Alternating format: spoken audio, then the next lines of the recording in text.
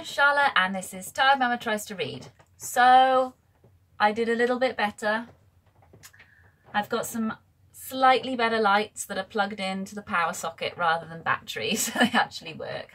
And I've got glitter and I've got, I don't know if you can see, but I've got little unicorns with Santa hats, because apparently the unicorn is the new Christmas animal, at least if you live in the UK. I don't know if unicorn mania has taken over in America or anywhere else, but yeah, in the UK, just unicorns everywhere. So very weird, but that's what I went for. My Christmas earrings. And I think I could use them to like clean things, because this bit's like a brush. Anywho, I've got some Christmas books. This is the Christmas video. I'm very excited. They finally came in at the library, most of them. And I've even almost finished one. This is one that I bought. This is Georges Simenon. That is the best French accent I can do, and I think that's how you say his name. A Maigret, no, I'm going to do badly on Maigret now. A Maigret Christmas. I'm not sure how to say his name. And Other Stories. So this is a really nice Penguin Classics edition. And it is just two of his sort of novellas and then one short story at the end, all with Christmas theme. Now, I've never read any of his stuff. I don't know if you can see, but this came with it. These are the covers that I do recognise, so they might sort of ring bells with you, and I recognise them from the shop. In all honesty, I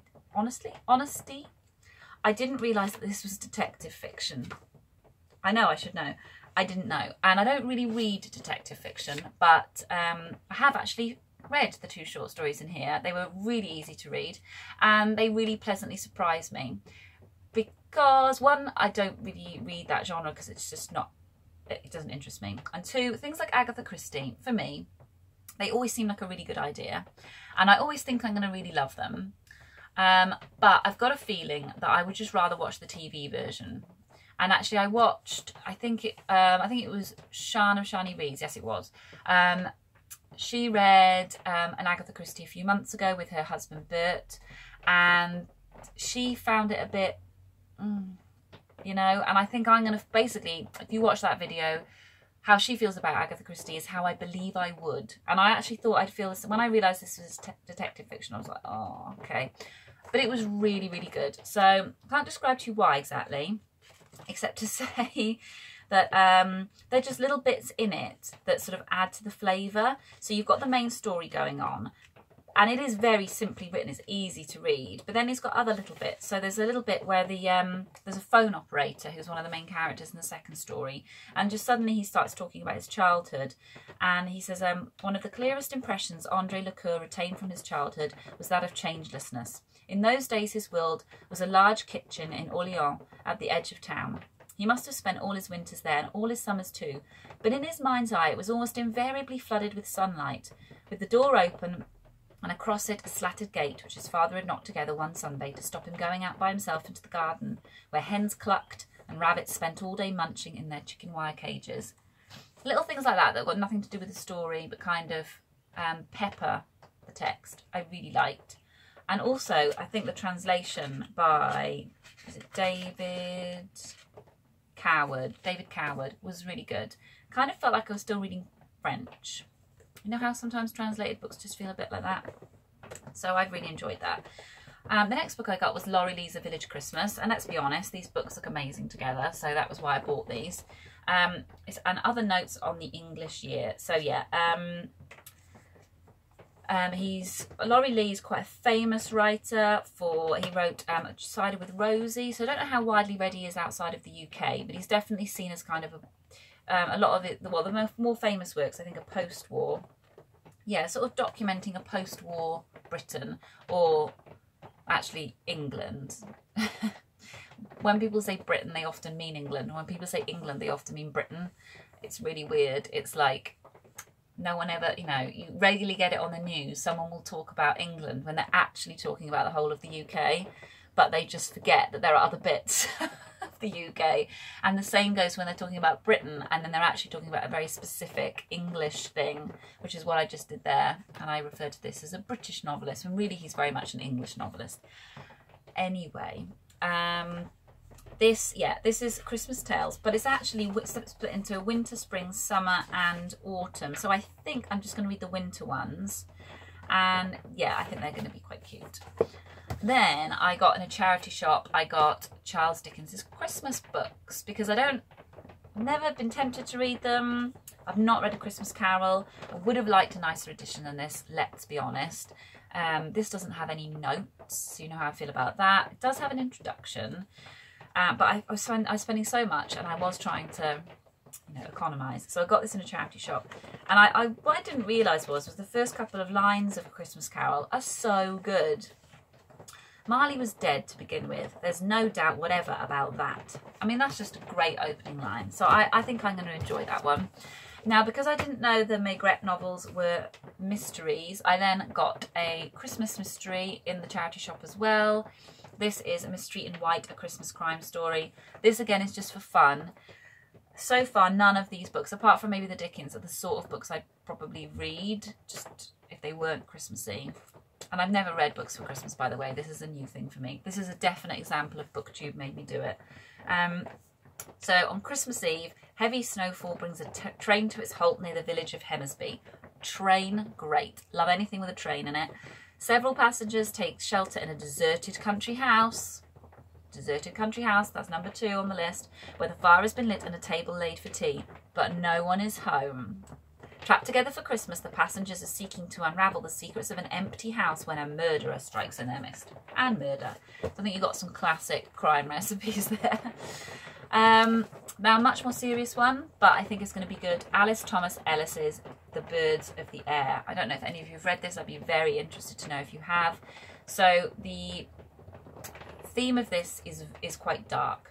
Mary Marsh has lost her only child, but rather than allow her peace in which to grieve, her mother cajoles her into participating in a proper family Christmas.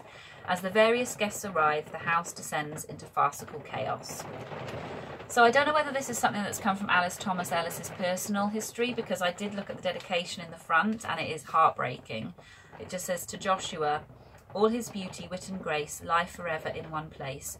He who sang and sprang and moved, now in death is only love. Whew, yeah, so I think it's going to be hard read, but I think it is a black comedy, so I think there'll be an edge of lightness in there to get you through it. Then I got Ali Smith's Winter from the library. I've not read any of these seasonal, I think it's the quartet it's called, isn't it? Seasonal quartet. And I don't, in all honesty, now it's arrived and I've seen how enormous it is, I don't know if I'm going to get round to it. I have 2, gosh, I never knew Ali Smith looked like that. I had no idea. I had an image in my mind of how she looked and it was not that. I've got 2 of her books. The Accidental, which I always call the Incidental, and Girl Meets Boy, and I've not read them, so I really should read something. And then I got this, The Boy Made of Snow by Chloe Mayer. I'm not convinced. Now it's arrived, I'm looking at it. The story does look really interesting. It's about a mother and son living in 1944 in a sleepy English village, and then a German prisoner of war is consigned to a nearby farm, and it becomes sort of a almost like a fairy tale, especially to Daniel, the woman's son, because he thinks he might be a prince in disguise. But then it says Hans has plans of his own and will soon set them into motion with devastating consequences. The reason I'm not sure about it is purely cover based and review based on the back.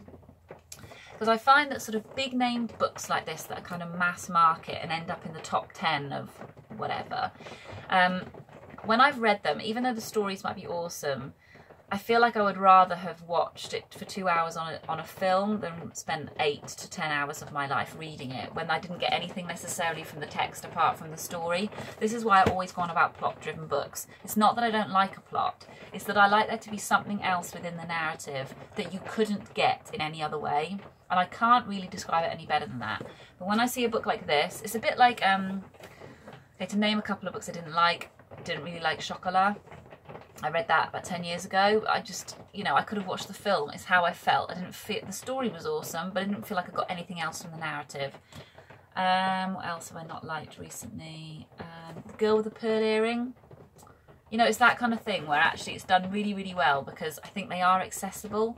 but for me, it's a lot of your time that you're giving up to read something, and then you're not getting any more from it than a film. So then, look at this gem.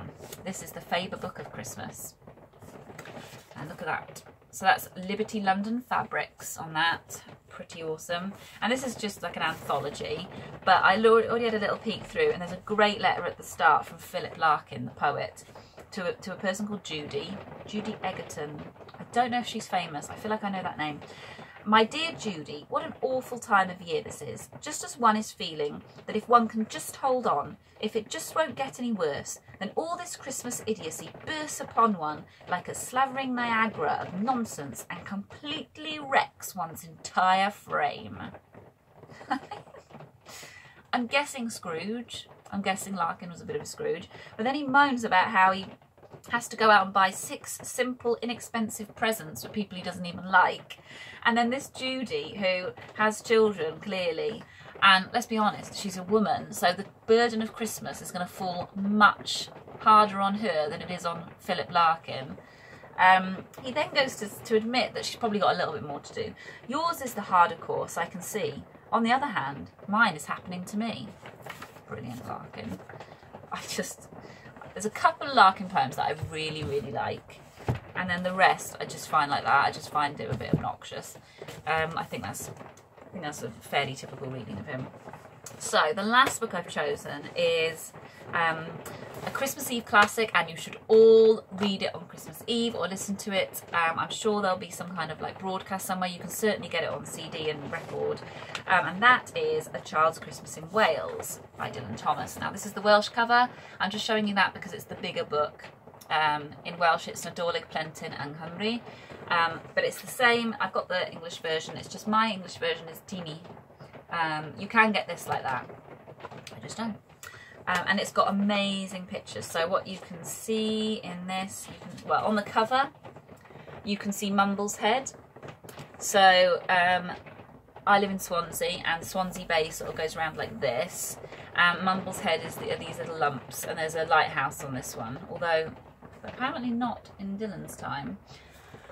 And I believe the word mumbles comes from the French word for breasts, because it looks like boobies. So I don't even think a lot of Swansea people know that, and I feel like that's actually not a true story because no one has ever told it to me. I've only ever been the one to tell it. But I'm pretty sure it's true, that is why Mumbles is Mumbles. So it's amazing, and I've got another version as well because I'm that sort of geek that has another version, and this one is illustrated by Peter Bailey. The other one is illustrated by Edward Ardizone, and that is the classic version. But I really like Peter Bailey's version as well. And here you go. So this is Cumdonkin Drive, which I know is an incredibly weird word, but that is the name of the street that Dylan Thomas grew up on. And it's a very steep street. It doesn't actually, this picture doesn't do it justice, but it's an enormously steep street. And then in the background you can see the Mumbles boobies again. And it's beautiful. So what I was going to do is on Christmas Eve, I was going to read you the whole book as a treat, because it would only take, I think, maybe sort of 25 minutes, something like that.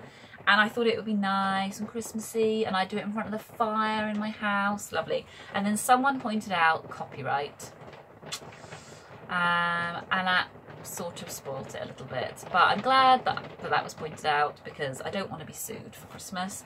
So instead I thought I'd read you a couple of these little paragraphs now, and then you can see if you like it, and then you could maybe get your own, and then I might choose other paragraphs in my other videos.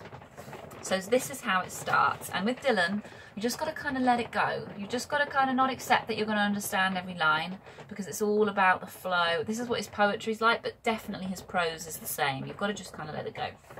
So, one Christmas was so much like another. In those years around the sea town corner, now and out of all sound except the distant speaking of the voices I sometimes hear a moment before sleep, that I can never remember whether it snowed for 6 days and 6 nights when I was 12, or whether it snowed for 12 days and 12 nights when I was 6.